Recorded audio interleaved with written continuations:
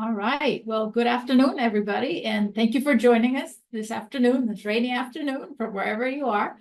It's raining here at UAB, but we're here and we are very excited to have Jamie Brazil today from Disability and Support Services. And she will be talking to you about how to access academic accommodations, how your students can access academic accommodations. So the way this is going to work, we will give people a few more minutes to join. We're both here on Zoom and live on Facebook. And so thank you for those of us who are joining us on Facebook. I see a few of you. And we will, when we begin our presentation, we'll allow time for questions at the end. So write your questions down so you can ask them at the very end. You can submit them through the Q&A and also through Facebook.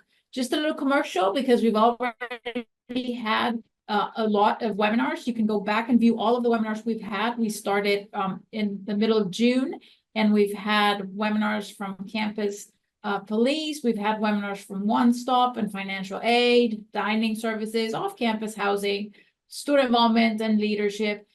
They're all on Facebook. You can go back and view them. And they're also on our website, uab.edu/families under communications under the 2024 webinars.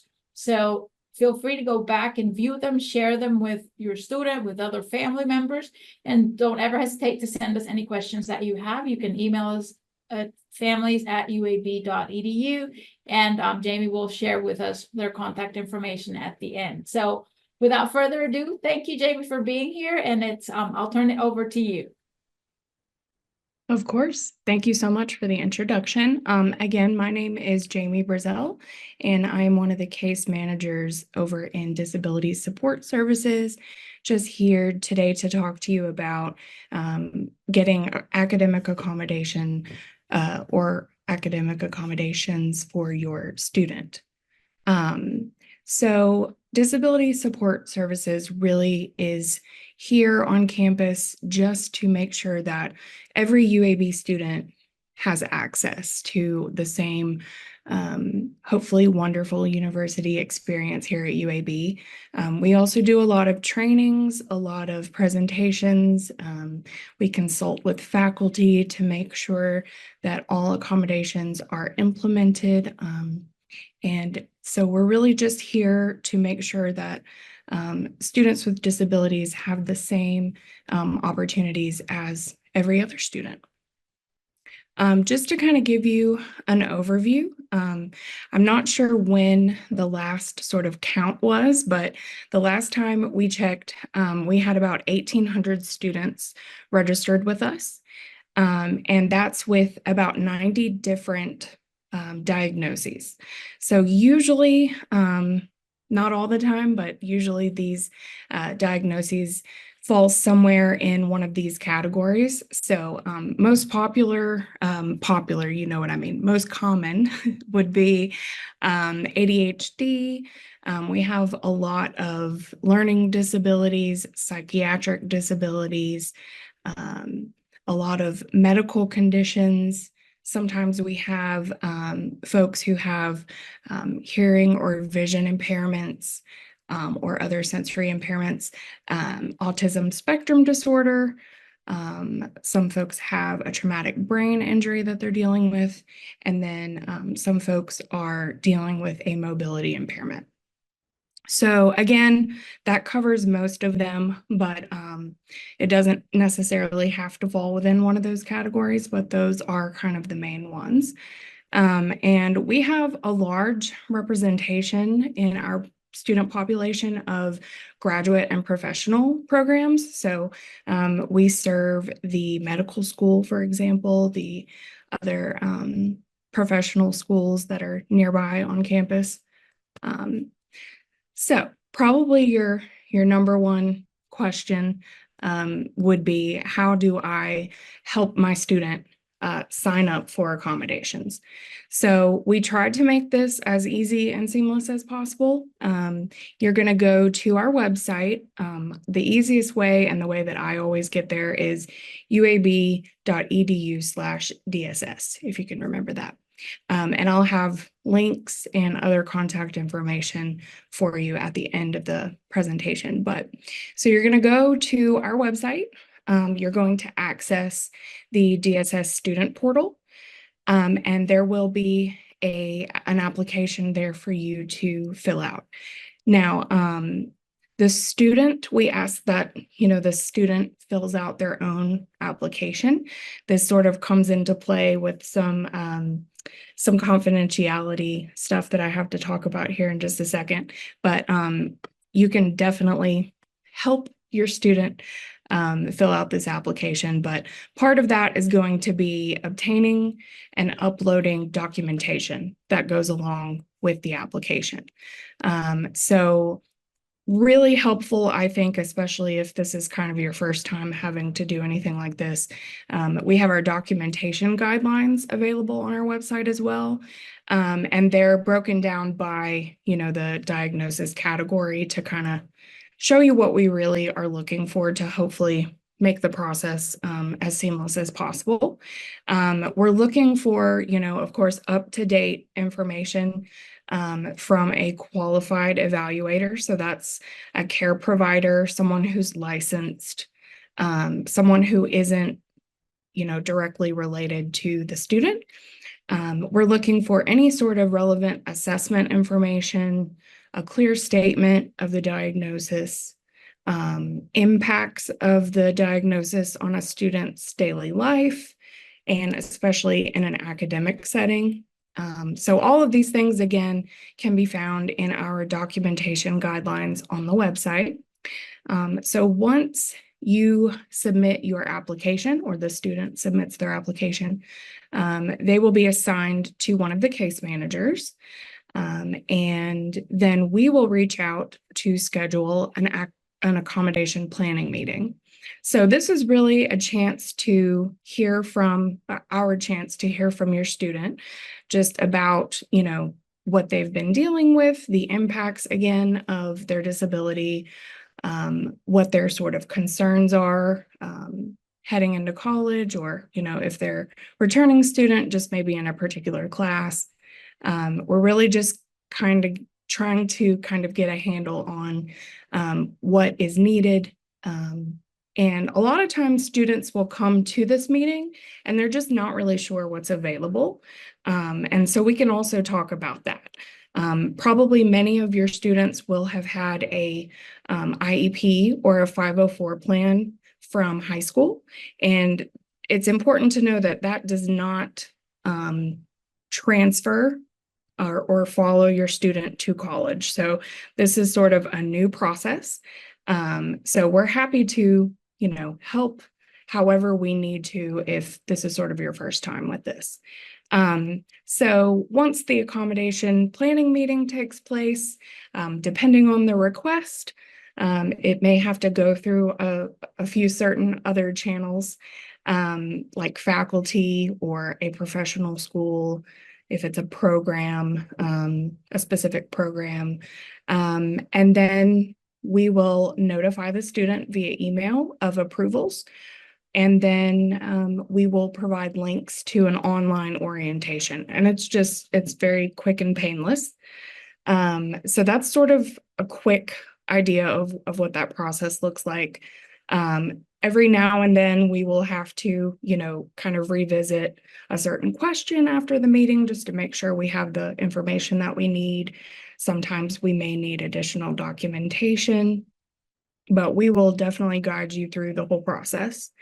A few things to note. So this is a common sort of misconception, and I can certainly understand it, but accommodations are not retroactive. So anything that happened before the accommodation was approved, we can't really do anything about that. So that's one reason why it's really important to encourage your student to go ahead and get in contact with us, fill out an application, and get started in the accommodations process.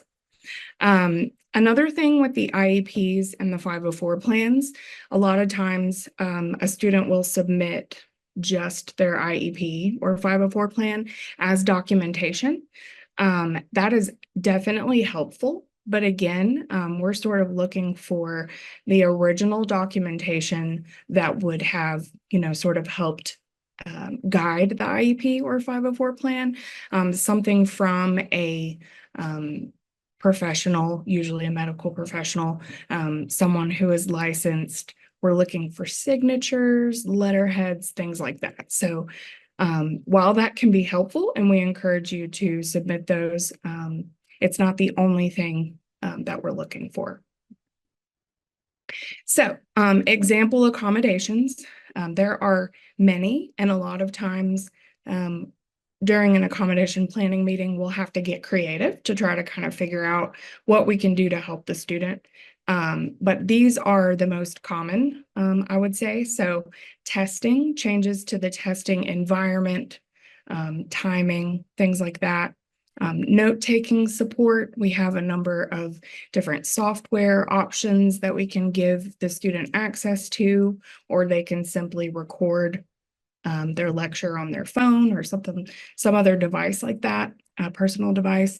Alternative formats and that can be tests, a different kind of course. So that's kind of a very broad category.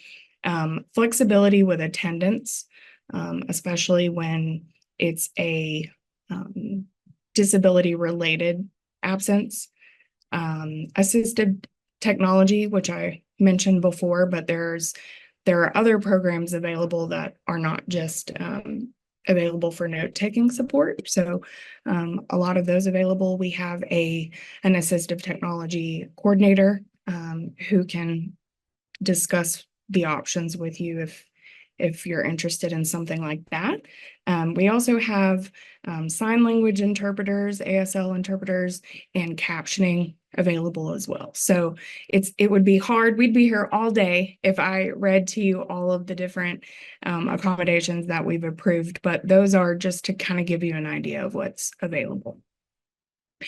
So once the entire application process and approval process has been completed, the student will then log into the portal once again and send accommodation letters to their instructors.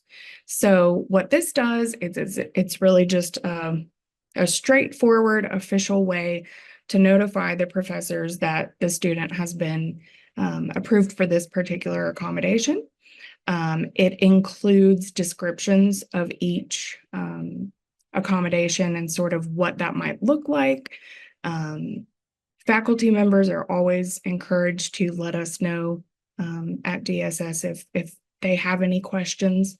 But really, really important part of the process is to make an appointment with the instructor. So don't just assume that the instructor has, opened the letter, read it, and, has made good notes, because what they have in their head of what that accommodation looks like might be very different from what your student has in mind. So you definitely want your student to make an appointment with their instructors. Each one doesn't have to be long. It doesn't have to be formal. However they want to go about doing that, just to make sure that everyone is on the same page about the approved accommodations. We encourage students to stay in communication with us. I have students who check in every now and then just to see if there's any changes that they can make. Sometimes when something that they've been approved for isn't really working because something has changed. So maybe there's a new diagnosis. Maybe they have transitioned from undergraduate to professional or graduate school. Or it could just be that nothing has changed and what we thought was going to work isn't quite working the way we thought. So really important to stay in communication with us. It doesn't have to be a one and done thing. We encourage you to stay in contact with us and let us know if you have any issues at all, and report any problems as well. Hopefully that doesn't happen, but we are happy to help with any issues you may have with your accommodations. So this is sort of just an overview of self-advocacy, which can be new to some students who, again, had an IEP or a 504 plan in high school. So the process really changes quite drastically. And I'm glad that you all are here to receive this information, because I have so many parents and students who just have no idea what I'm talking about if they're sort of coming into college for the first time. But in college, because of federal law, students are required to self-advocate, to be an active participant in the accommodations process, to self-identify, to disclose what their disabilities are, and to just really sort of be, the way I see it, is the driver. So it's really on the student in college. I know a lot of you helped your students along with school officials, teachers, school boards, things like that, to implement a plan to help your student through high school. And so it's sort of flipped on its head in college. So it's the student who has the autonomy, and they have to come to us themselves and go through the registration process. So you're absolutely, allowed, or if that's the word, to sort of be in the passenger seat. You can kind of, support them, help them remember some things if this is the first time that they're going through this process alone. But I think the most important way that you could help is just to help them sort of understand what kind of information we're going to be looking for. So this may be the first time that your student has to really talk about it. And it can be really hard when the student doesn't know how to quite articulate what they need, or what issues they have. So this is really important, and this is when we really need you. So for you to sort of discuss with your student, what is the disability? It may be kind of scary to even say it out loud. That happens with a lot of my students. How does it affect you in the classroom, specifically? And then what accommodations have you maybe had in the past that could be helpful in the higher education setting? And then if there's anything new that we can help you out with, we just need you to, or we need the student to articulate that. Also really important is for the student to communicate with their instructors about their needs. So again, that initial meeting is very important at the beginning of the semester, but kind of like how if something's not working out, they need to be in contact with us so we can help.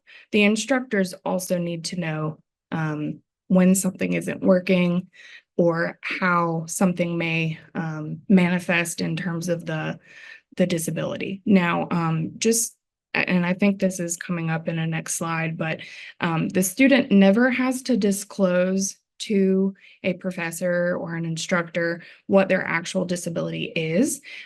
All we notify the instructor of is the student's actual accommodations.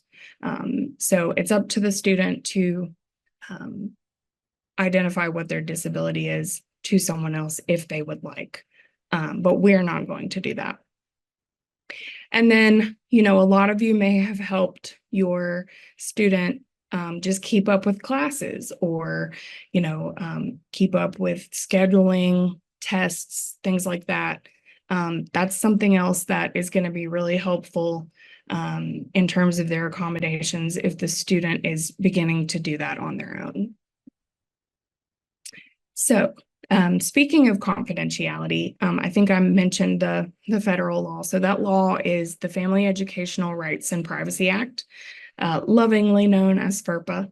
And so any sort of information that we receive, the application, any documentation that is submitted along with the application, letters to faculty, emails, really anything that is held by our office is kept confidential.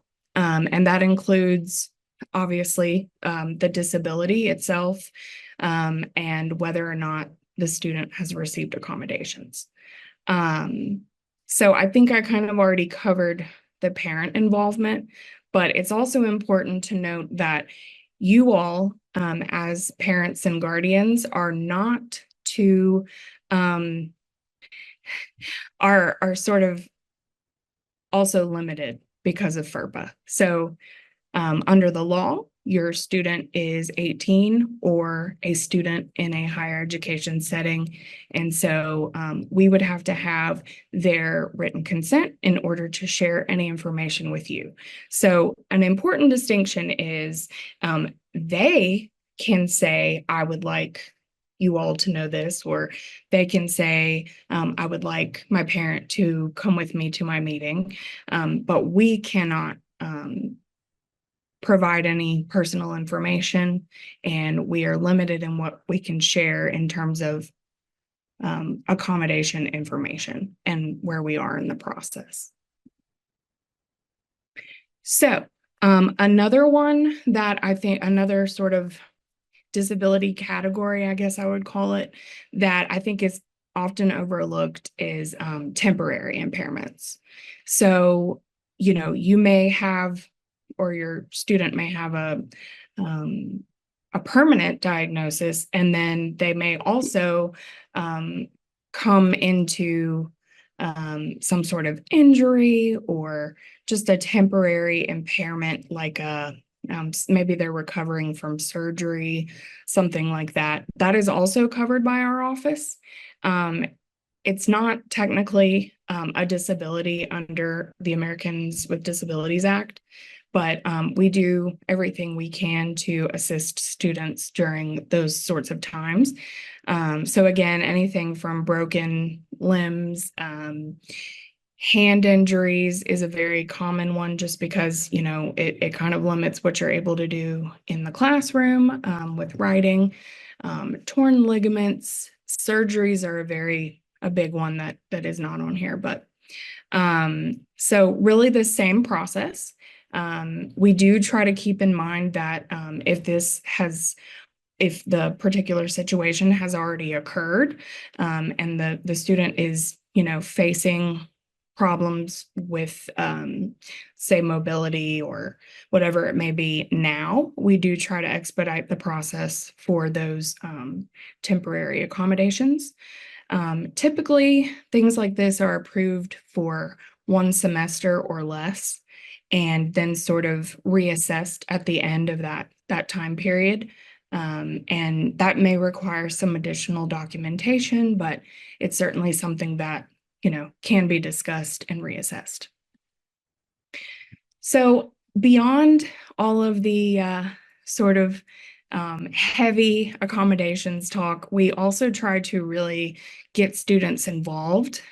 We hold a number of annual events. We have a wheelchair flag football game, a wheelchair basketball game. This year we're trying, it's this fall, and we're really excited. We're trying to make it bigger than ever.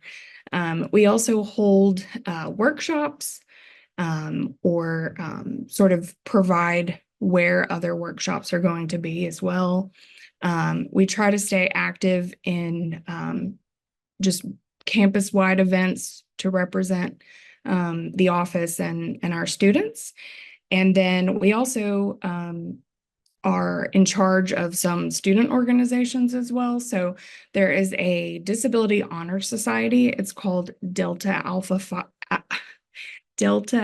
Pi, and we refer to it as DAPI, but that's our Disability Honor Society. Really great organization. And we also have other student organizations that are inclusive of disabilities as well. And then finally, we have a lot of student employment opportunities in our office as well. So if your student is interested at all in sort of jumping on the boat for the cause, we're happy to have them either as an intern. We have graduate assistants, work study students. So lots of opportunities to help out on this side as well. So this is the contact information for our office. Again, uab.edu/DSS, and you can find a link to the application there. You can email us at dss@uab.edu. Feel free to give us a call. We are located in the Hill Student Center on the 4th floor. We are on social media. And yeah, so thank you all so much for listening. That's all I have. And I'm happy to answer any questions. Thank you so much, Jamie. This has been a lot of information, very good information, especially because, like you mentioned, the system now changes a little bit as where students now have to advocate for themselves. And sometimes that's hard, but it's useful for families to understand, one, where they can guide their students into looking for the resources that they may need. And also, you mentioned FERPA, which is something families need to keep in mind, which is different from before. Now students are in college, and FERPA, our good friend FERPA, will modify some things a little bit. I am monitoring for questions, and I am not seeing any questions right now. So I guess while we wait for some of the questions to come in, couple of things, and I'm sorry, I'm looking down, but I'm looking for any questions that may be coming in. Couple of things to remember is that students need to advocate for themselves, right? And initiate the communications. I would assume that the sooner they do it, the better. So that way the communications, the accommodations are in place for when the academic school year starts. And if there's anything, like you said, an emergency that happens, or somebody injures themselves and has a broken leg, you also can offer some support with that. So Right. I am not seeing any questions. And again, families, you're welcome to submit any of your questions through the Q&A button right now. And also feel free, if you think of any other questions later, you can also always email dss@uab.edu. All our email addresses here at UAB usually have the name of the office and at uab.edu. And again, your students can always come and visit the office. It's located on the 4th floor, suite 409. And just, if they have any questions, they can also just check on the website. So I am not seeing any questions right now. And so while we wait, families, remember, all of the previous webinars are on our Facebook page and also are being uploaded as we caption them into our website, which is uab.edu/families. And we have webinars coming up right after this one. We have a very interesting one coming to us from Student Assistance and Support. And then tomorrow we have one related to the School of Health Professions. And then next week we continue with University Recreation, the Career Center, Dentistry, and Tech Connect, and Collat. So we still have a few webinars coming up. And so we encourage you to go to the website, go to the Family Hub and register. You can look at those on the calendar and it'll take you to the registration page. I am not seeing any questions, Jamie. Is there any last minute things that you would like to say or remind families about with regards to their students seeking accommodations in a timely manner? I will say, to your point about, just as soon as possible, we do have a lot of students who are a little disappointed when, they think they turn in their application and, the next day they're going to be set up.